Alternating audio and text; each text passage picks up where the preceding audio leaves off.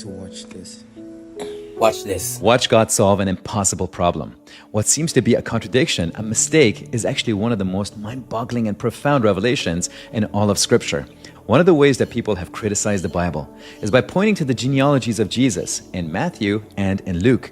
Because Matthew gives one genealogy and Luke gives a completely different one with different names and different sons of David. And yet, both of them somehow end up with Joseph, who wasn't even Jesus' biological father. But here's the key. In the ancient Jewish world, genealogies were always recorded under the man's household. So when Luke writes Joseph, son of Heli, Heli is actually Mary's father. Mary's line is recorded under Joseph because that was the cultural norm. So Matthew traces Joseph's line, Luke traces Mary's line. But there's a much, much bigger problem that arises. What appears to be a problem that is impossible to solve. So we all know that God made a promise to David, right? That the Messiah would come from his line. Not just as a legal king, but as actual bloodline. That is a promise from God. But then something happens. Also in the line of David, through Solomon, there was this wicked king named Jeconiah. And God declared a curse on him. And God said, none of his offspring shall ever sit on the throne of David again.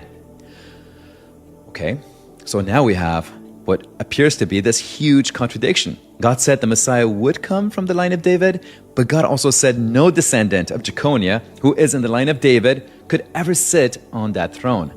So how is he going to keep both promises? And this is where it gets absolutely crazy. Watch this. Mary descends from David, but through a different son, through Nathan, not Solomon. So Mary's bloodline completely bypasses Jeconiah's curse. And Jesus, born of Mary, is fully descended from David, with zero amount of Jeconiah's blood in his veins. Great. So that part of God's promise has been fulfilled. But how about the legal right to the throne? That is clearly going through Jeconiah. And that is where we bring in Joseph, who is in Jeconiah's line. And Joseph adopts Jesus. And in Jewish law, adoption gave 100% full and complete inheritance rights. So Jesus inherits the throne legally through Joseph without inheriting the curse because he's not biologically Joseph's son. So there's no curse, but there is full kingship and full humanity.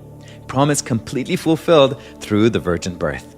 So you see, my friends, wow, if you are facing something right now that seems absolutely impossible, I want you guys to remember this, that the same God who solved the 600-year impossible problem is the same God who's writing your story right now.